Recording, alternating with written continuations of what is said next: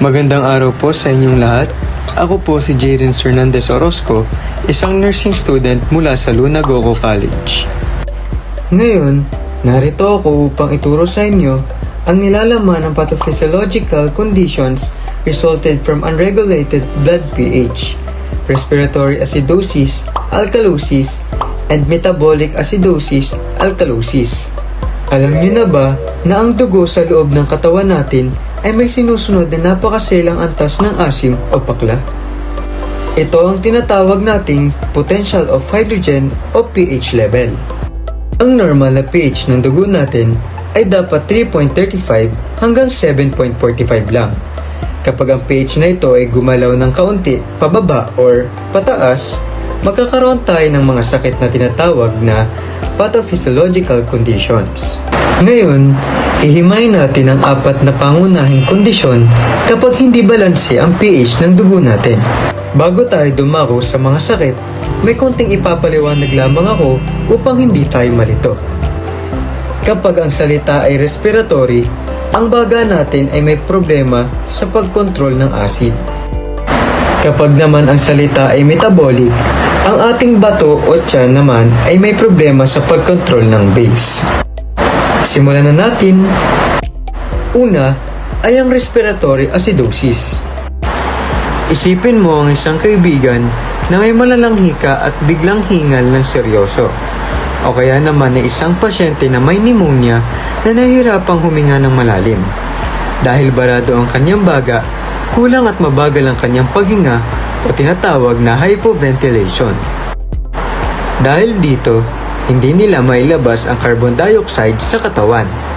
At dahil ang carbon dioxide ay isang acidic gas, kapag naipon ito sa dugo, bababa ang HP level sa mas mababa sa 7.35. Ito ngayon ang tinatawag nating respiratory acidosis, kung saan nagiging acidic ang dugo dahil sa problema sa baga. Pangalawa, respiratory alkalosis. Ngayon, isipin mo naman ang isang tao na sobrang natakot habang sumasakay sa roller coaster o kaya naman ay biglang nagpanic attack bago ang isang exam. Mapapansin mo na mabilis at sunod-sunod ang paghinga nila. Yung parang hinihinga lang todo o nag-hyperventilate. Sa sobrang bilis ng pagbuga nila ng hangin, natatapon naman palabas ang lahat ng carbon dioxide sa kanilang katawan. Dahil nawala ng acid ang dugo, tataas ang pH level sa higit 7.45. Ang tawag naman sa kondisyong ito ay respiratory alkalosis. Nagiging alkaline o kulang sa acid ang dugo dahil sumobra ang paghinga. Pangtatlo, metabolic acidosis. Lipat naman tayo sa ibang organ. Isipin mo na nakakain ka ng panis na ulam at buong magdamag kang pabalik-balik sa banyo dahil sa malalang diarrhea o pagtatae. Ang likido kasi sa ating bituka ay puno ng bicarbonate na isang natural na base o alkaline. Kapag itinaim mo ito ng walang humpay, nauubos ang base sa katawan mo at nagiiwan sa dugo ng purong acid. Kaya bababa ang pH sa 7.35. Ang tawag dito ay metabolic acidosis. Acidic ang dugo pero ang may kasalanan ay digestive system o metabolism, hindi ang baga. Pang-4, metabolic alkalosis. At panghuli, isipin mo naman ang isang taong may matinding food poisoning o isang buntis sa pabalik-balik at walang tigil ang pagsusuka. Ang fluid sa ating tiyan ay kilala bilang hydrochloric acid. Kaya sa tuwing sumusuka ang isang tao, literal na inilalabas at itinatapon niya ang acid ng kanyang katawan.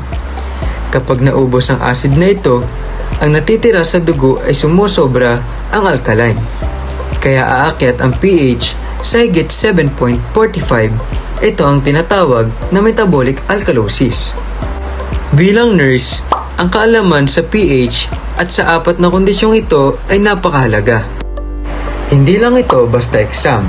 Ito ang magliligtas sa buhay ng mga pasyente natin sa ICU o emergency room sa pamamagitan ng pag-unawa kung paano nagbabago ang pH dahil sa paghinga o sa pagtatae at pagsusuka. Mas mabilis nating mabibigyan ang tamang gamot 4 fluids o oxygen upang mabigyan sila ng ligtas na 7.35 hanggang 7.45 na antas. Kaya tandaan, huwag kalimutang alagaan ang sarili nating sistema. Matutong huminga ng tama sa gitna ng stress. Pakinggan ang sinasabi ng ating katawan at huwag nating abusuhin ang buhay na mayroon tayo.